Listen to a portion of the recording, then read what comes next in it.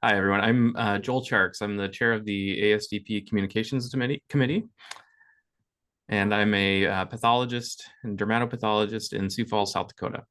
Hey everyone, my name is Alex Flam. I'm the previous chair of the Communications Committee for the ASDP, and I'm a dermatologist and dermatopathologist in New York City. Thanks for being here today, Alex. We've kind of got a few questions that we've divided up. And so I guess, my question maybe for you, Alex, would be what are some current efforts that the ASDP is undertaking to communicate our strategic plan to members? So the ASDP strategic plan was updated a couple of years ago, and in order to ensure that it was widely disseminated to members, there were multiple different efforts that were brought forward and that we're continuing to do here. So first off, there was a big broadcast email that was sent out to all members when this came out. And then additionally, there's a really great infographic. You should really check it out on the website that talks about all of the different pillars of the strategic plan, and you can actually click through each of them to get more detail. That's again listed on the website. And beyond that, different pillars of the strategic plan are highlighted in the newsletter, the Society Scope. So if you go on the website, you can see back issues of the Society Scope. You can click on them. It talks about the strategic plan, and there's videos just like this video that talk about these different pillars. Today, we're talking about the communication pillar of the strategic plan. Additionally, we have the strategic plan broadcast on social media as well. And we're excited that we're able to continue to highlight different areas for members so that they know what the ASDP is doing for them. What are current gaps in communication and how are you working to overcome them? One thing that we know is that while our newsletters are informative and the Society Scope newsletter is very informative, it doesn't always reach everyone. That can include, new members, trainees. Everybody's email is full of, a million different things. And so it, could be something that's, either not checked regularly or, just gets missed in the shuffle of the day to day. And we know that some people might feel disconnected from their strategic planning or from the ASDP strategic planning updates. And so we're doing things like making videos like this one, these kind of short form videos that we can talk to people and talk to different areas of leadership, different committees within the ASDP, and kind of, give everybody an idea of what's going on behind the scenes that they might not see if they're just, checking the newsletter or going to the meetings and things like that. So, then our plan is to furthermore share this on social media, via email, and then on the ASDP website as well. We're also very open to feedback. So if, we're going to look to implement, different quick polls or feedback links that members can, utilize to tell us what's working and what's not.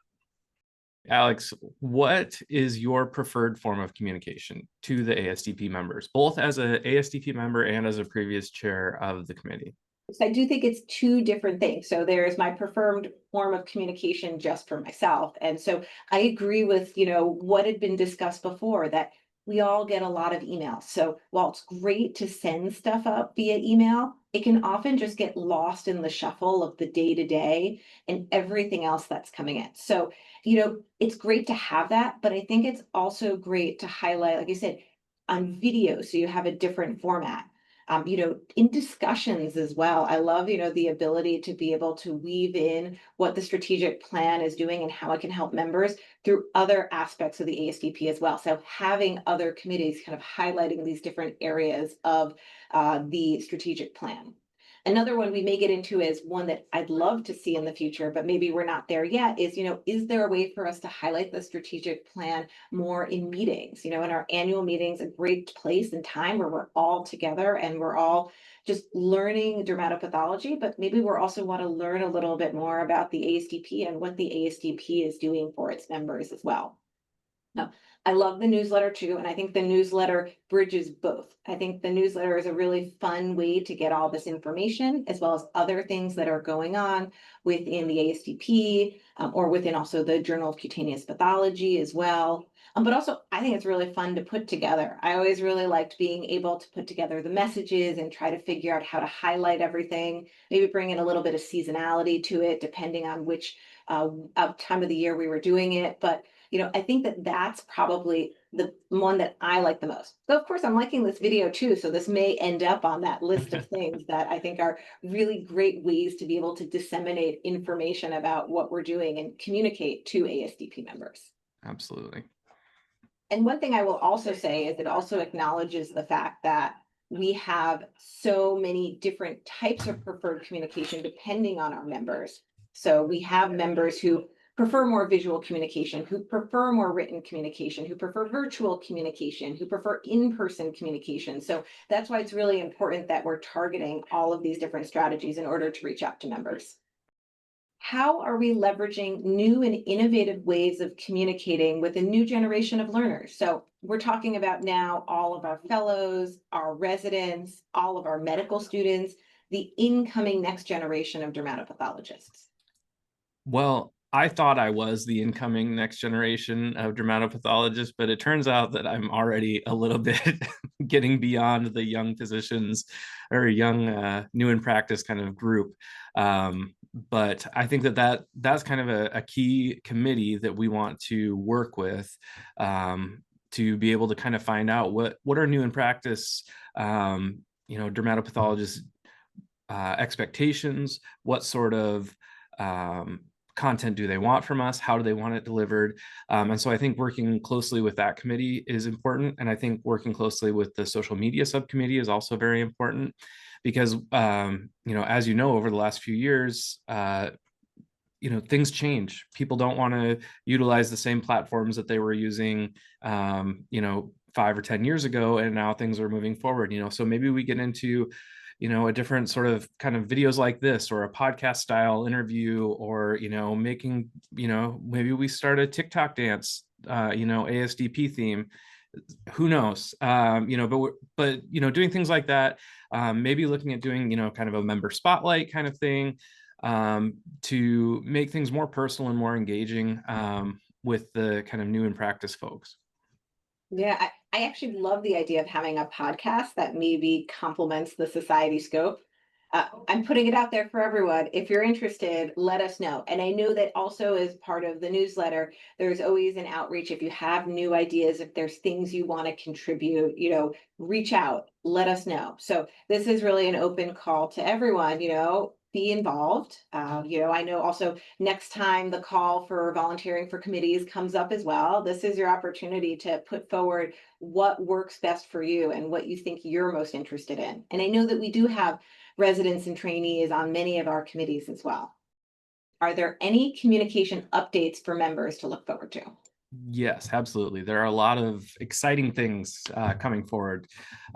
So we're going to be rolling out our newsletter soon, the Society Scope newsletter, and that will include updates on leadership, advocacy highlights, more information about the strategic plan.